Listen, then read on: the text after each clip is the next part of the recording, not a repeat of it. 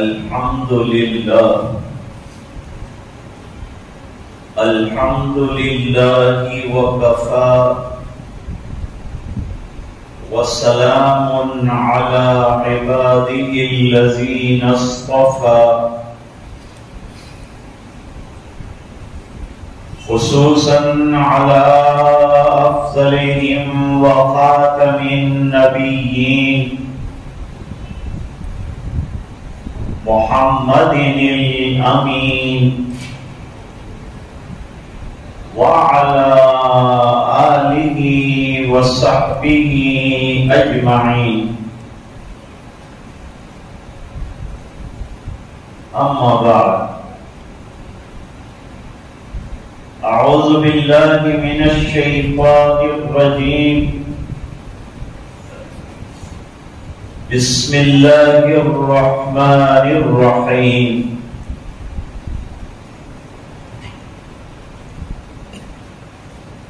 من عمل صالحا من ذكر أو أنثى وهو مؤمن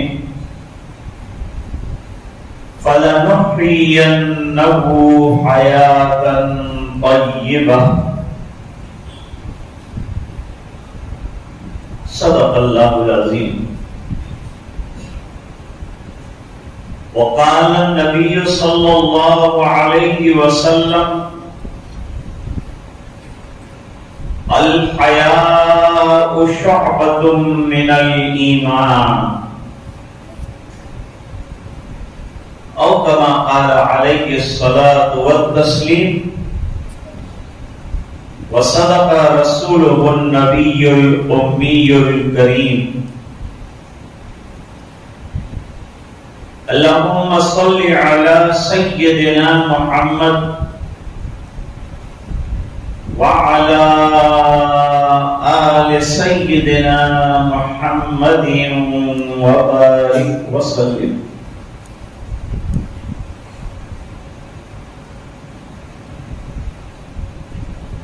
آج بفضلہ تعالی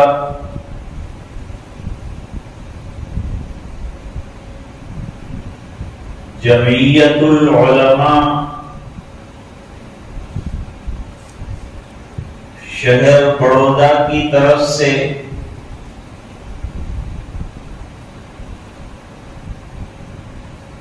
خواتین کے لیے خصوصی پروگرام کا اہتمام کیا گیا ہے.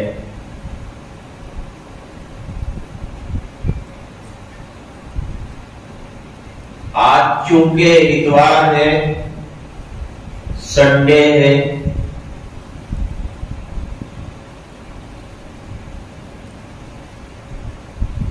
جو بچیاں کالج اور یونیورسٹیز اور اسکولز میں جاتی ہیں ان کا بھی یہ فارغ دن ہے.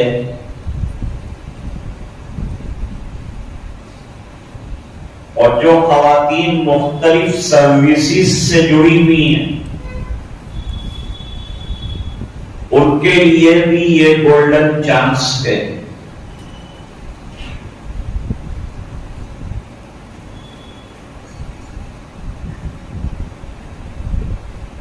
اسلام ایک کمپلیٹ اور مکمل دین ہے.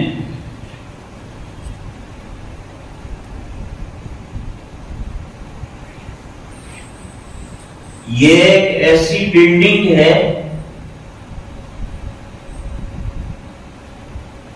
جس کے کسی کارنر میں ڈارکنیس اور اندھیرا نہیں ہے.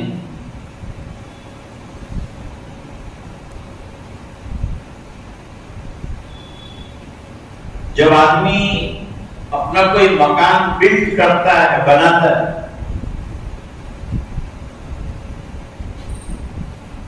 تو اس کی کوشش یہ ہوتی ہے کہ اس کے ہر روم میں لائٹ رہے.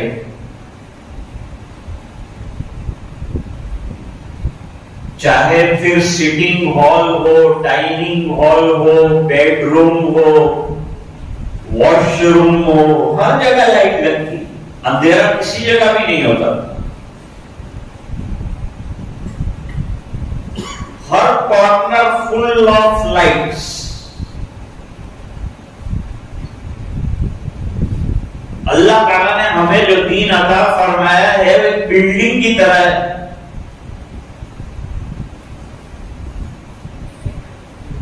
اس کے جتنے کارنرز ہیں اور جتنے پوائنٹس ہیں وہاں لائٹ ہے، وہاں روشنی ہے، وہاں ایجوکیشن ہے، وہاں تعلیم ہے.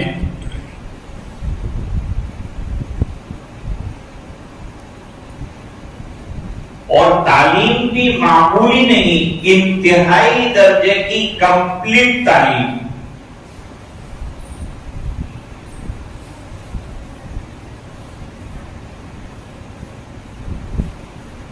ایک بچے کے لیے ماں باپ کو ایجوکیٹ کیا جاتا ہے تاکہ اس کی جو نئی جنریشن آئے گی وہ بھی ایجوکیٹڈ ہو، اس کے پاس علم ہو.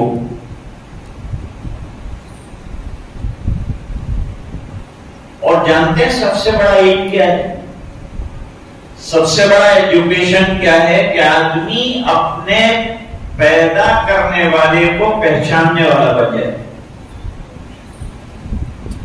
اپنے رب کو پہچاننے والا بن جائے، اللہ کی معرفت اسے نصیب ہو جائے.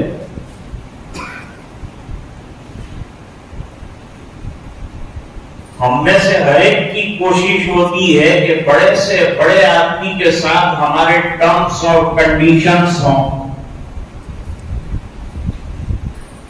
تعلقات ہوں. تو سب بادشاہوں کے بادشاہ اللہ نے، وہ تو خود کہتے ہیں کہ تم آؤ، میں تم کو قریب کرنا چاہتا ہوں، نزدیک کرنا چاہتا ہوں، تمہیں اپنا بنانا چاہتا ہوں.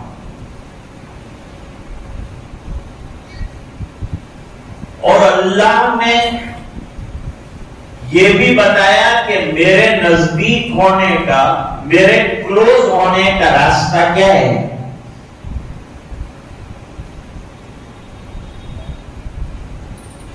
قرآن کریم سے معلوم ہوتا ہے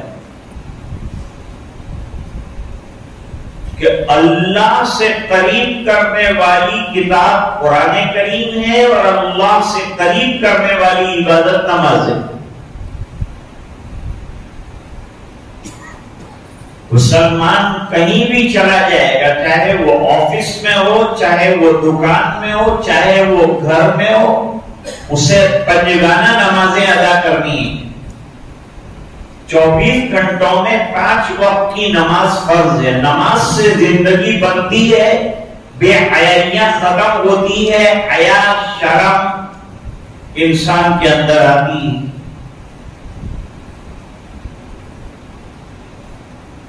یہ خوبی مردوں میں بھی نماز سے پیدا ہوگی، قرآن سے پیدا ہوگی، یہ کوالٹی عورتوں میں بھی پیدا ہوگی، ماں بہنوں میں بھی پیدا ہوگی، جوان لڑکیوں میں بھی آئیں گی اور ان کی والداؤں میں بھی آئیں گی.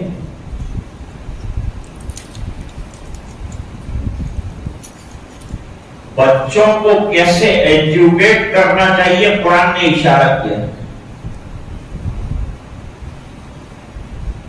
یا ایھا الذین آمنوا قوا انفسکم واہلیکم نارا. اے ایمان والو، خطاب ہمیشہ ایمان والوں کو ہوتا ہے کیونکہ ماننے کا جذبہ اگر ہے تو ایمان والے میں. ایمان والا ہو جو مان کے زندگی گزارے. ایمان صرف جان لینے کو نہیں کہتا، ٹو نو اس کا نام ایمان نہیں ہے. To believe and to practice اس کا نام ایمان ہے. صحابہ نے پہلے اللہ رسول قرآن اور ایمانیات کو دل سے بغیر کسی زبردستی کے مانا اور ماننے کے بعد 100% اس کے اوپر عمل کر کے دیا. یہ دین جو ہمیں ملا ہے یہ صرف تقریروں کا نام نہیں، یہ پریکٹس میں لانا ہے. اس کو پریکٹس میں لایا جائے گا. جیسے ڈاکٹر پڑھتا ہے MBBS بنتا ہے تو بعد میں وہ پریکٹس کرتا ہے اور کمال درجے پر پہنچتا ہے، ٹاپ لیول تک پہنچتا ہے. لڑکی پڑھے گی تو چاہے گی کہ وہ ٹاپ لیول تک جائے، IAS درجے کے آفیسر بن جائے. ابھی لڑکیاں IAS درجے کے آفیسر بن رہی.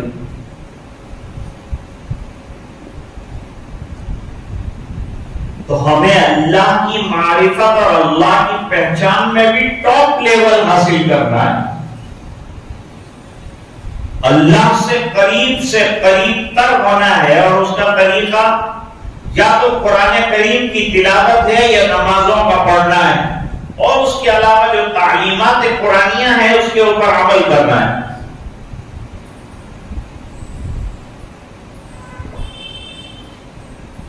عام طور پر جو بیانات ہوتے ہیں وہ مردوں میں ہوتے ہیں، جینٹس میں ہوتے ہیں.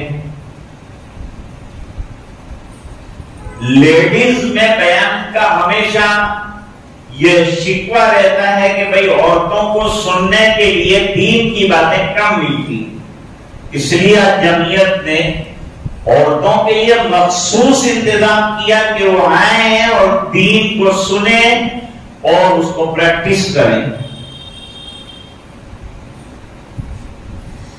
یہ طے کر لینا ہے کہ ہمیں 100% دین پر چلنا ہے. دنیا میں ہم کتنا بھی آگے بڑھ جائیں، ترقی کر جائیں، ایجوکیشن نالج ہمارے پاس کتنا بھی ہو، لیکن دین کی روشنی سے اور دین کی لائٹ سے خالی نہیں ہونا چاہیے.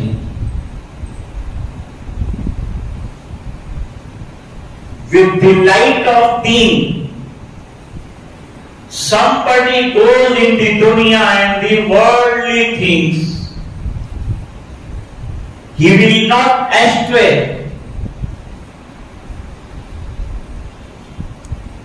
اگر دینی تعلیم کا ٹارچ لائٹ کسی کے پاس ہے تو نہ کالج میں لڑکی بگڑ سکتی ہے، نہ آفس میں کوئی خاتون کو مجال ہے کہ کوئی چھیڑے، کیونکہ اس نے قرآن کریم میں پڑھا ہے وَالْحَافِظِينَ فُرُوجَهُمْ وَالْحَافِظَاتِ.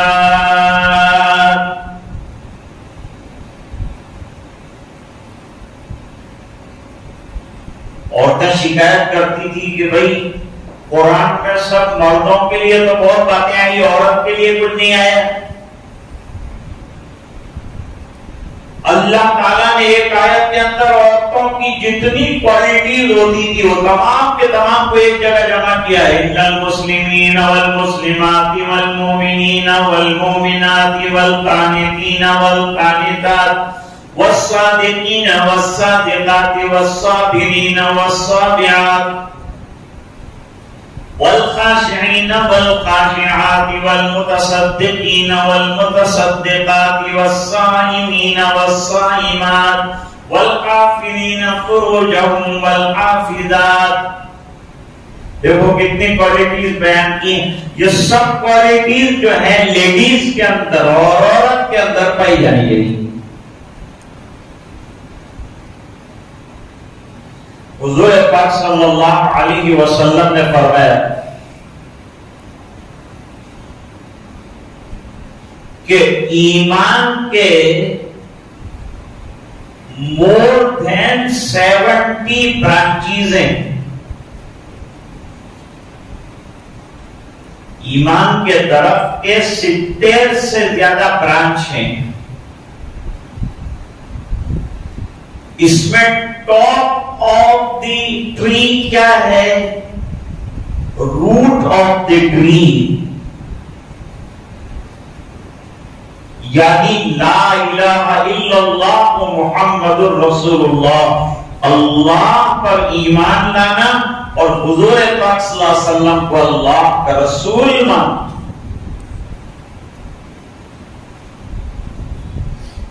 یہ ماننا کہ میرے پیدا کرنے والے اور میرے پروردگار اللہ ہیں اور مجھے ان کی مان کر زندگی گزارنا ہے۔ دنیا میں جتنی نعمتیں ملی ہے سب میرے پروردگار نے مجھے عطا فرمائی ہے اور مجھے زندگی گزارنا ہے تو وہ طریقے پر گزارنا ہے جس کا میں نے کلمہ پڑھا ہے۔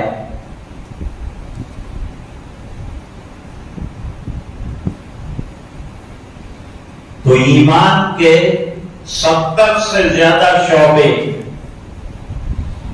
اعلیٰ اور افضل شعبہ ہے عقیدہ۔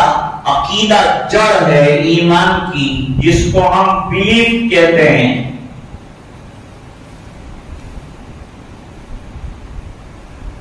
اور فرمایا سب سے لوئسٹ جس کو آدمی سمجھتا ہے وہ بھی ہے بہت ویلیویبل،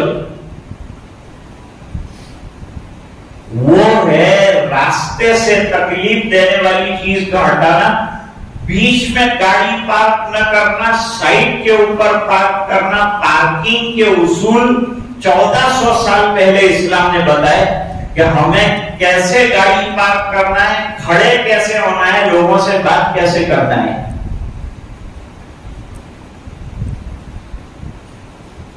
پھر حضور پاک صلی اللہ علیہ وسلم نے فرمایا کہ حیا ایمان کا زبردست شعبہ۔ حیا کو انگریزی میں موڈیسٹی کہتے ہیں۔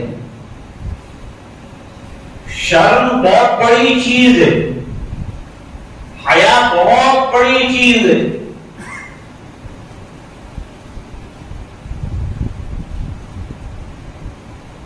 حضرت عبداللہ ابن عباس رضی اللہ تعالیٰ عنہ نے عطا ابن ابی رباح نامی تابعی جو شاگرد بھی ہیں حضرت عبداللہ ابن عباس رضی اللہ تعالیٰ عنہ کے، ان سے کہا کہ میں تمہیں ایک جنتی عورت دکھاؤں؟ کہ ضرور دکھلائی۔ کون ہے وہ جنتی عورت؟ سامنے وہ کالی بڑھیا جو جا رہی ہے وہ جنتی۔ حضرت آپ نے اس کو جنتی کیسے کہہ دیا؟ جواب دیا کہ میں نے نہیں کہا، نبی کریم صلی اللہ علیہ وسلم کی زبانی سنا ہے۔ تو ایسا تو کیا انسیڈنٹ ہوا تھا، ایسا کیا واقعہ پیش آیا کہ جس کی وجہ سے یہ عورت کو جنتی گردانا گیا؟ ہمارے آقا تاجدار مدینہ جناب رسول اللہ صلی اللہ علیہ وسلم کے پاس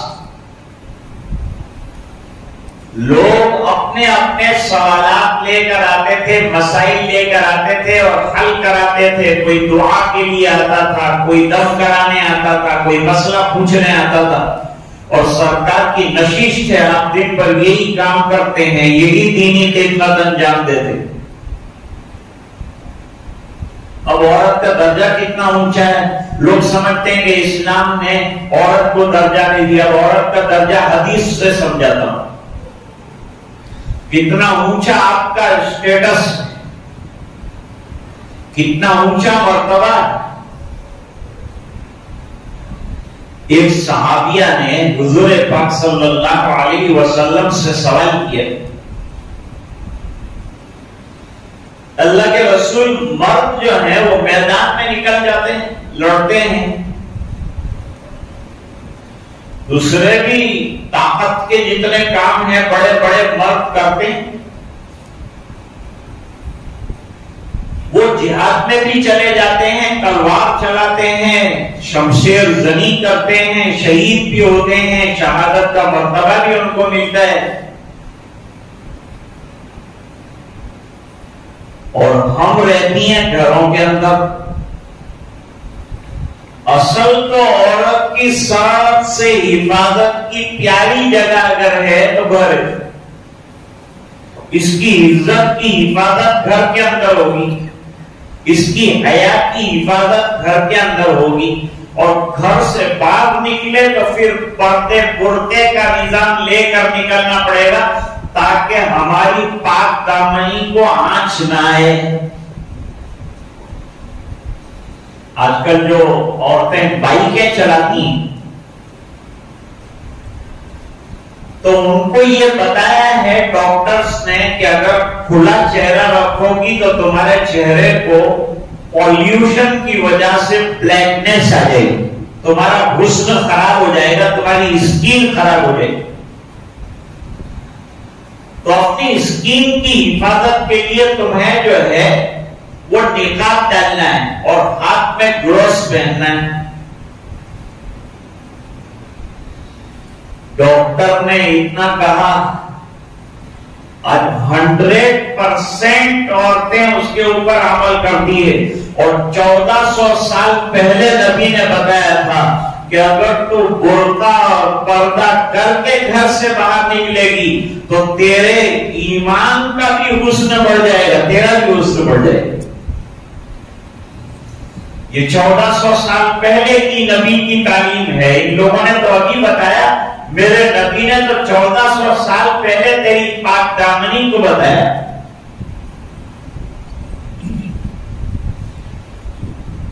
اس لیے عورت کے لیے مسجد میں نماز پڑھنے کو نہ کہا, یوں کہا گھر کے اندر نماز پڑھے اور گھر کا اندھیرا کونا ہو اس کے اندر نماز ادا کرے. یہ اچھا ہے کہ کسی کھلی جگہ میں نماز پڑھے. عورت چھپانے کی چیز ہے, ایکسپوز کرنے کی چیز نہیں ہے. پردہ برقع اسی لیے کہا گیا ہے, لیکن وہ برقع ایسا ہونا چاہیے جو دوسرے کسی برقعے کا محتاج نہ ہو.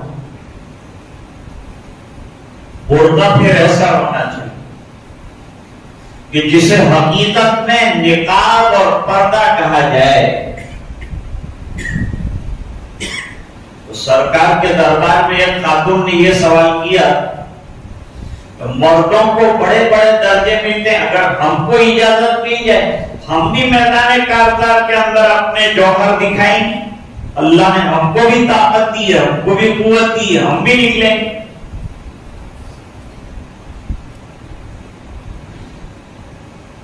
آپ صلی اللہ علیہ وسلم نے فرمایا تجھے گھر میں بیٹھے بیٹھے اللہ وہ دیں گے جو تیرے شوہر کو باہر نکلنے پر اتنی محنت کرنے پر ملتا ہے. عورت کی ذمہ داری ہے اپنی اولاد کی پرورش کرنا, اپنے شوہر کے گھر کی عزت کو, اس کے مال کو, متاع کو محفوظ رکھنا, سیکیور رکھنا, پروٹیکٹ رکھنا. تو کہا ایک شوہر میدان کارزار میں جاتا ہے, لڑتا ہے, کٹتا ہے, واپس آتا ہے, جتنا اجر اللہ تعالیٰ یہ پورے سفر کی مشقت کا اس کو دیتے ہیں اتنا اللہ گھر میں بیٹھے بیٹھے اس کی بیوی کو دے دیتے. کتنا خیال رکھا ہے عورت کا, کتنا بڑا مرتبہ رکھا ہے عورت کا. جب بچہ بولنا شروع کرتا ہے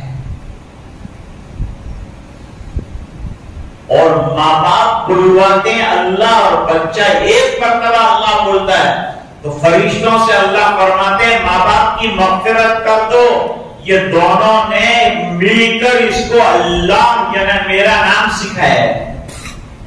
اور جب قرآن پڑھنے جاتا ہے اور مدرسے میں داخل ہوتا ہے تو اللہ تعالیٰ اس کی ماں باپ کی مغفرت فرما دیتے ہیں کہ یہ میری کتاب پڑھ رہا ہے. تو عطا ابن ابی رباح کے سامنے حضرت عبداللہ ابن عباس رضی اللہ تعالیٰ عنہ فرماتے ہیں اس عورت کو نبی کریم صلی اللہ علیہ وسلم نے جنتی قرار دیا. یہ آئی تھی حضور پاک صلی اللہ علیہ وسلم کے دربار میں حاضر ہوئی اور آ کر اس نے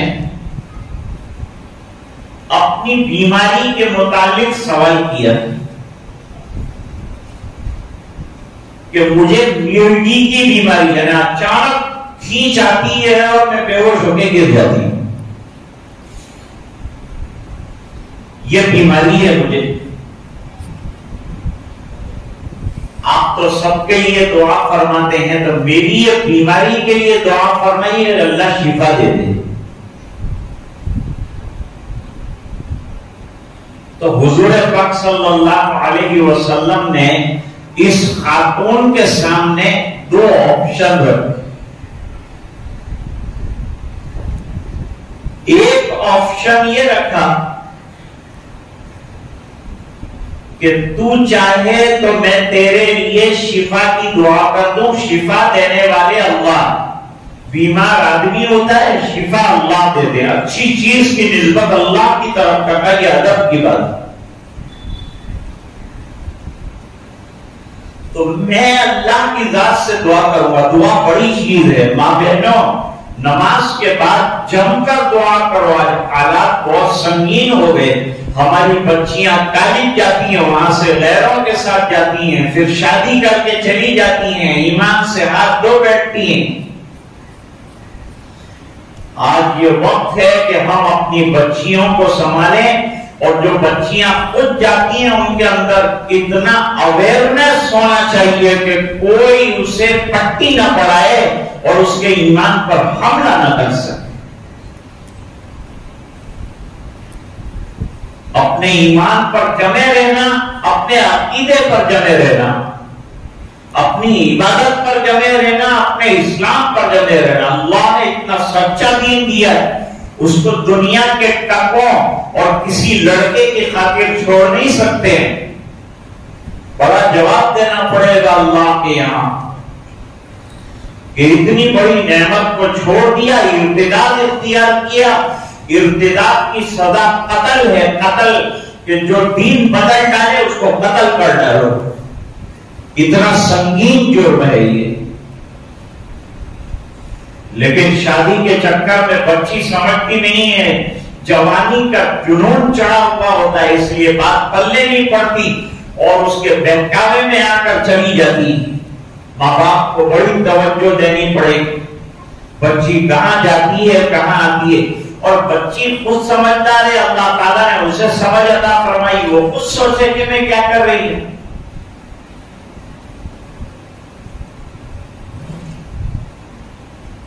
تو کہا میں دعا کروں گا، اور اگر میں دعا کروں گا تو اللہ تعالیٰ شفا بھی دے دیں گے. شفا دینے والے اللہ. ہم کو بھی اپنے تمام کاموں کے لیے، چاہے کام چھوٹا ہو کہ بڑا ہو، اللہ کے سامنے ہاتھ پھیلانا چاہیے، اللہ سے مانگنا چاہیے، دعا کرنی چاہیے.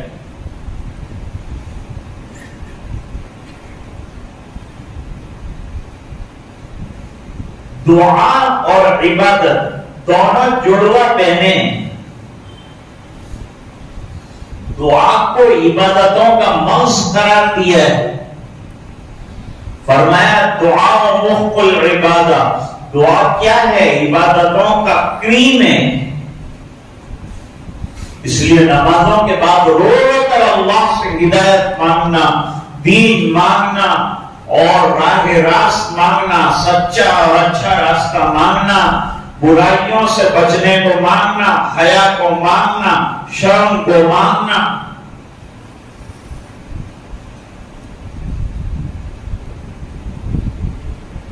ایک آپشن تو یہ بتایا. دوسرا آپشن یہ بتایا کہ اگر تو یہ بیماری پر صبر کر جائے، جو تجھے مرگی کی، بے ہوشی کی جو بیماری ہے، یہ بیماری پر اگر تو نے صبر کر لیا تو میں تیرے لیے مغفرت کی دعا کروں گا، جنت کی دعا کروں گا، تیرے کو جنتی قرار دلوا دوں گا۔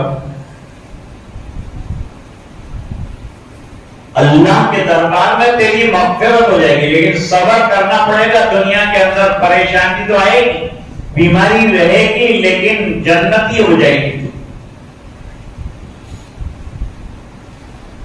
اللہ نے عورت کو سمجھ عطا فرما دی، اور جب سمجھ عطا فرمائی تو عورت نے کہا، اس خاتون نے کہا، حضور میں صبر کر جاؤں گی، چلو جنت کی سفارش میری کروا دیجیے۔ حضور پاک صلی اللہ علیہ وسلم نے فرمایا، اللہ تعالیٰ تجھے جنت نشین فرمائے، تجھے جنت میں جگہ عطا فرمائے۔ اس نے کہا میرا ایک اور سوال بھی، کہا وہ دوسرا سوال کیا ہے؟ کہا وہ سوال یہ ہے کہ جب میں بے ہوش ہو کر چکر کھا کر گرتی ہوں تو اس زمانے میں تو لباس بالکل سادہ تھا، اوپر ایک چادر نیچے ایک چادر، یہ سادہ سا لباس تھا، اور چادر جلدی کھل بھی جاتی ہے۔ آج کل تو ٹائٹ جینز اور فلاں طرح طرح کے عریان اور ننگے لباس لڑکیاں پہنتی ہیں اور عورتیں پہنتی ہیں۔ یاد رکھو، مسلمان لڑکی اور مسلمان خاتون لباس پہنے گی جسم چھپانے کے لیے، اور دنیا کی عورت لباس پہنتی ہے جسم دکھانے کے لیے۔ حضرت فاطمہ الزہرا رضی اللہ تعالی عنہا کا انتقال ہوا تو پہلے وصیت کی کہ مجھے رات کو دفنانا، غیر محرموں کی نظر مجھ پر نہ پڑے، اور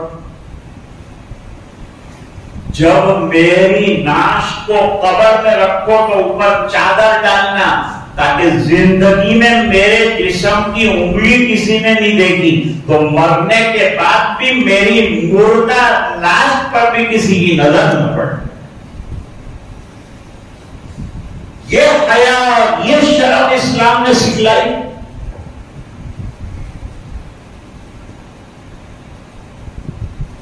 لباس سادہ ہو، اچھا ہو، لیکن سطر کو ڈھانکنے والا ہو، جسم کو چھپانے والا ہو۔ قرآن کریم نے لباس تقویٰ کی بات کی کہ متقیوں والا اچھا لباس پہنو، برقع اس کے اوپر ہو جائے تاکہ اندر لباس کیا پہنا ہے پتہ نہ چلے، تاکہ غیر کی نظر ہمارے اوپر نہ پڑے، غیر محرم کی نظر نہ پڑے۔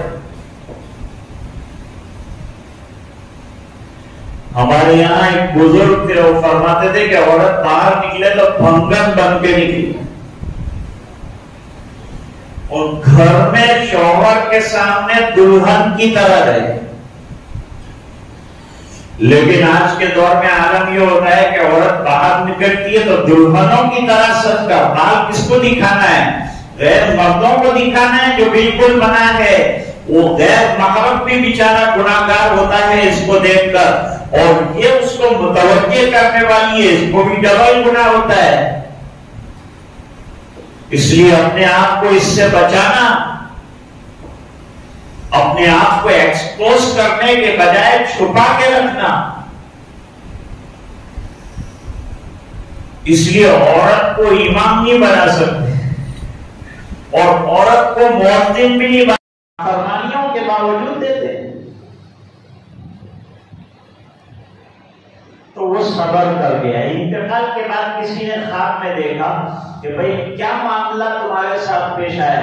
فرمایا عورت کو ایک مرتبہ نمک زیادہ ڈالنے کی وجہ سے نہ ڈانٹنے پر اللہ نے میری مغفرت فرما دی۔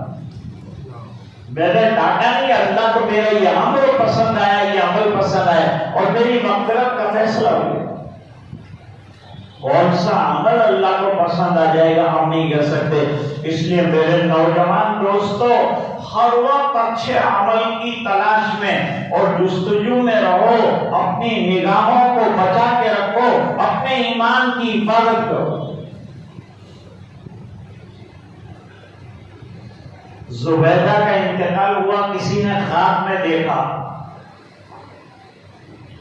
خواب میں پوچھا کیا معاملہ کیا گیا آپ کے ساتھ؟ کیا معاملہ پیش آیا اللہ کے یہاں؟ ہر ایک کو مرنے کے بعد کی بات کو سوچنا ہے کہ ہمارے ساتھ مرنے کے بعد کیا ہوگا۔ یہ جتنا ٹھاٹ ٹھٹیرا ہے نا وہ سب ختم ہو جائے گا۔ وہ کپڑے شاندار پہنے ہیں کاٹ کے اتار دیے جائیں گے، ہاتھوں میں بینگلز پہنی ہے نکال دی جائے گی، کانوں کے اندر ایئر رنگز پہنے نکال دیے جائیں گے، اینک پہنا کرتا تھا ہزاروں روپے کی نکال دیا جائے گا، گھڑیاں پہنا کرتے تھے نکال دی جائے گی، اور کفن کے اندر کچے کپڑے میں لپیٹ کر منو ٹنو مٹی کے نیچے انسان کو دفنا دیا جائے گا۔ اور جب مرتا ہے تو آدمی کا نام بھی لوگ بھول جاتے ہیں، میت کو لاؤ جنازے کو لاؤ، میت کو لاؤ جنازے کو لاؤ، ارے حضرت مولانا سب ختم، سیٹ صاحب ختم، بڑے صاحب ختم، آفیسر صاحب ختم، اور ایک میت کی حیثیت جو دوسروں کے کندھوں پر قبرستان جا رہا ہے، اور ابھی منو ٹنا مٹی میں وہ 4 بیڈ پر سونے والا اور 10 من پھولوں کی سیٹ پر سونے والا منو ٹنا مٹی کے اندر کیڑوں کے بیچ میں لٹا دیا جائے۔ یہ زندگی کی حقیقت ہے دوستو، فنا کے گھاٹ اترنا ہے، ہر ایک کو دنیا سے جانا ہے، جتنی بھی کر لو کر لو، لیکن آخر میں ایک دن مرنا ہے، آخر موت ہے، کر لے جو کرنا ہے، آخر موت ہے۔ کہا اللہ کے یہاں خوش وہی کہ کیا لائے؟ ہم بھی غور کریں ہماری زندگی میں کہ اللہ کے دربار میں پیش کرنے کے لیے کیا ایسی 2 رکعتیں ہمارے پاس ہیں کہ ہم یوں کہیں کہ یہ 2 رکعتیں اللہ ایسی تھی جو میں نے تیرے لیے پڑھی تھی تو نہیں پیش کر سکی۔ ایک بزرگ فرماتے ہیں کہ کبھی چھپ کر، کبھی کھل کر، کبھی دن میں، کبھی رات میں، کبھی چھوٹا کبھی بڑا، کسی کو پتا نہیں ایسے ایسے گناہ کیے، وہ سب اللہ تعالیٰ نے کسیٹ کے اندر بھر کے اور جمع کر کے رکھے ہیں۔ کل قیامت کے دن اللہ کہیں گے میں تجھے جنت میں جگہ دیتا ہوں، لیکن جب سے تجھے شعور آیا تب سے لے کر تو مرا وہاں تک تو نے کیا کیا کیا، یہ کروڑوں انسانوں کے سامنے ریلیز کرنا چاہتا ہوں۔ تو آدمی کہے گا اللہ ایسے کام ہیں کہ جو لوگ دیکھیں گے تو تھوکیں گے مجھ پر، اللہ مجھے جو ہے جہنم میں جانا منظور ہے لیکن مجھے یہ رسوائیاں منظور نہیں ہیں۔ اللہ تعالیٰ نے سوال کیا وہاں، بتاؤ کیا لے کے آئی ہو؟ انہوں نے جواب دیا کہ نہر زبیدہ لے کے آئی ہوں۔ میں نے لاکھوں لوگوں کے لیے جو پیاس سے تڑپ رہے تھے، جن کے کھیت بالکل ویران ہو چکے تھے، ان کے لیے پانی کا انتظام کیا ہے۔ تو ادھر سے جواب ملا کہ یہ تو لوگوں کے مال سے تم نے بنایا، یہ جو تم نے کام کیا یہ تو لوگوں کا مال تھا، لوگوں کے لیے تم نے استعمال کیا، زندگی میں نے دی تھی، میرے لیے کیا کیا، میرے واسطے کیا کیا یہ بتاؤ۔ اب کہتے ہیں میں سناٹے میں آگے کوئی دوسرا عمل تو سوچا بھی نہیں تھا کہ میں نے کیا ہے ایسا کہ جو دربار ربانی میں پیش کروں، اللہ کے حضور میں پیش کروں، ایسا کوئی عمل تو مجھے یاد بھی نہیں تھا۔ بس اس کے اوپر خیال تھا کہ بخشش ہو جائے گی، پھر دوسرے عمل کی کیا ضرورت۔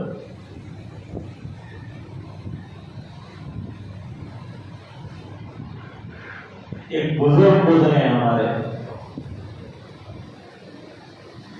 ان کے پڑوس میں ایک لالا جی رہتے تھے، غیر مسلم، مر گیا تو حضرت نے خواب میں دیکھا کہ وہ جنت میں ٹہل رہا ہے، جنت میں ٹہل رہا ہے۔ تو حضرت نے پوچھا، مولانا قاسم العلوم نانوتوی رحمۃ اللہ علیہ نے پوچھا کہ اچھا یہ بتاؤ لالا جی آپ جنت میں کیسے پہنچ گئے؟ ہم تو سمجھ رہے تھے کہ تم غیر مسلم ہو اور جہنم میں جاؤ گے، لیکن تم کو جنت میں دیکھا جا رہا ہے۔ فرمایا آپ نمازوں کے لیے جاتے تھے، دوڑتے تھے نمازوں کے لیے، اور میں دیکھا کرتا تھا اور دیکھ کر تڑپتا تھا، اور میں نے چپکے سے کلمہ پڑھ لیا تھا اور میں گھر میں نمازیں پڑھتا تھا۔ اللہ تعالیٰ کو میری یہ ادا پسند آئی اور جنت میں جگہ تھا۔ کون سا عمل اللہ کو پسند آ جائے اور وہ جنت میں جگہ عطا فرمائے نہیں کہہ سکتے۔ اس لیے کوئی عمل اچھا ہو چھوٹا سمجھ کے چھوڑو مت، اور کوئی گناہ چھوٹا سمجھ کے کرو مت۔ کون سا عمل جنت میں پہنچا دے اور کون سا عمل جہنم میں پہنچا دے کہہ نہیں سکتے۔ زبان پر کنٹرول نہیں ہے لوگوں کی۔ حدیث شریف میں فرمایا آدمی زبان سے ایک جملہ نکالتا ہے،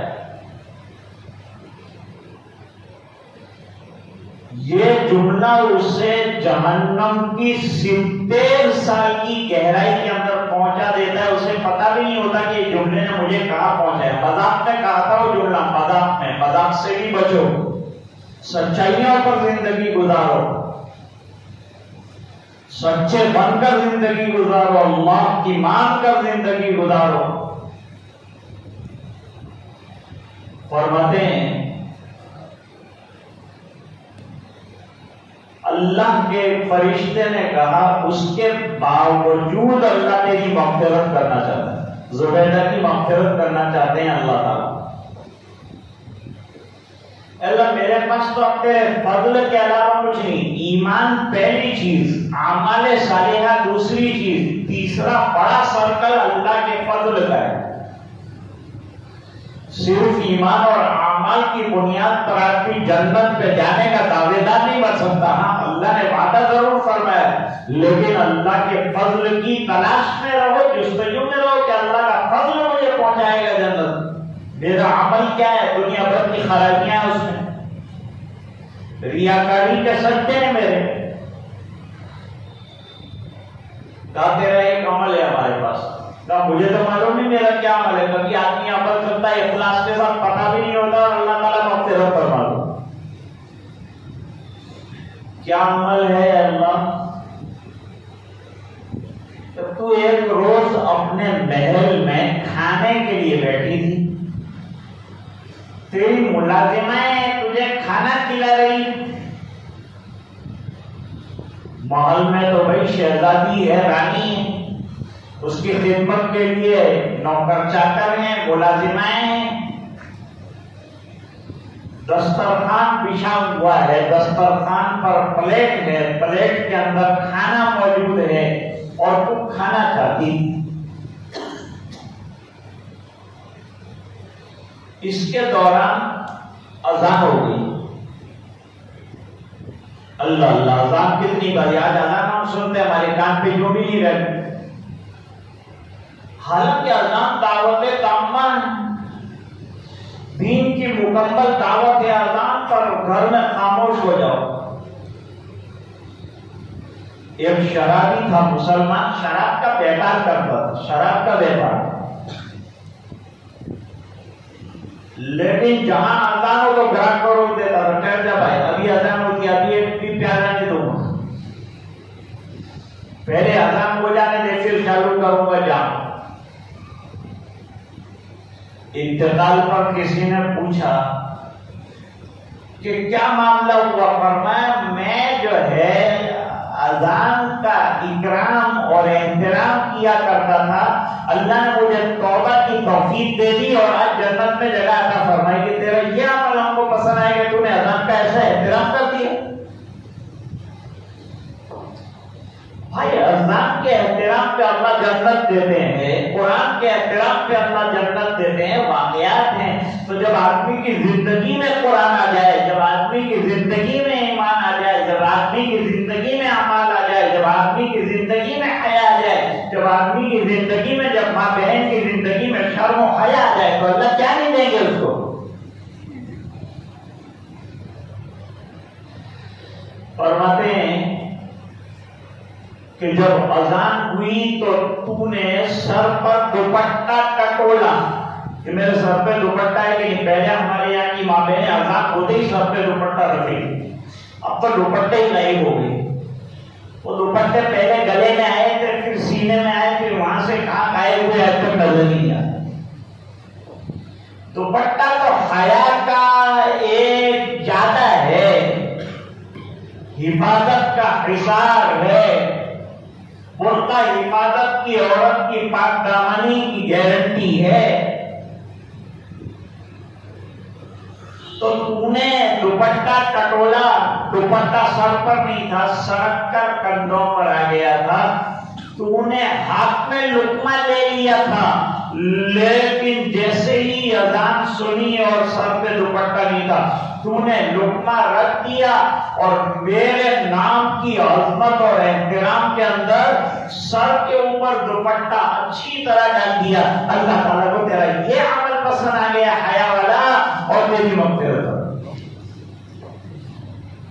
تو آج کی بات کا خلاصہ اور نچوڑ کیا ہے کہ اللہ تعالیٰ نے ہمیں ایک بہترین دین عطا فرمایا ہے، ایک بہترین اور کمپلیٹ ریلیجن عطا فرمایا ہے، اس کو پریکٹس کرنا ہے۔ جیسے کسی کے پاس 1000 روپے والا عطر ہو، جیب کے اندر لے کر گھومتا ہو، لیکن کھول کر اگر لگائے گا نہیں تو یہ عطر کا فائدہ کیا ہے، یہ پرفیوم کا فائدہ کیا ہے؟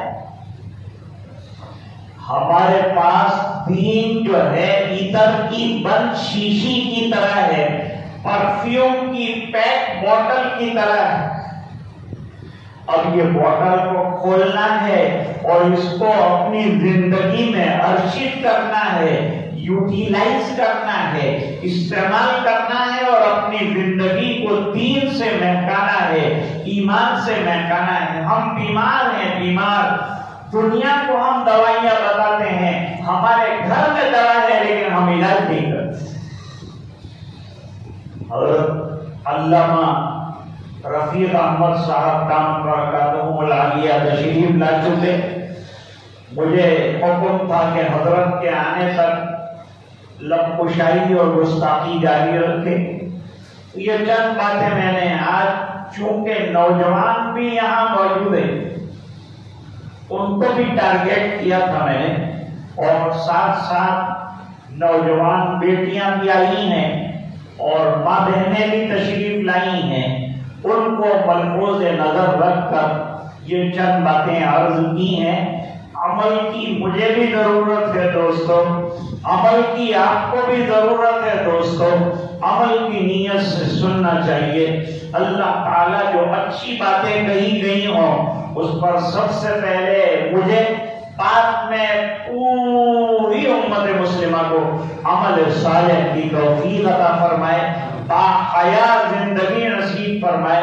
میں نے عرض کیا کہ ایمان پر عمل کرنے میں چھوٹا سا عمل یہ کر لیا کہ سرکار نے فرمایا ہے نماز کا وقت ہو جائے تو جلدی نماز ادا کر لو، مردہ انتقال کر جائے فوراً دفنانے کی فکر کرو، اور جہاں لڑکی بالغہ ہو جائے، شادی کے لائق ہو جائے تو کالج اور خالج اور فرنگ چکر میں پڑنے کے بجائے جلدی اس کا نکاح کرو۔ برقعے کا، پردے کا ماں باپ احترام کروائیں، اپنی بچی کے لیے گھر کی فضا بنائیں، ماحول بنائیں، اور بچی کو پاک دامن رکھنے کے لیے خود اپنی زندگی بھی پاک دامنی کے ساتھ گزاریں۔ اللہ تعالیٰ اس کی توفیق عطا فرمائے، اور حضرت والا بیان بھی فرمائیں گے اور اس کے بعد دعا بھی انشاءاللہ فرمائیں گے۔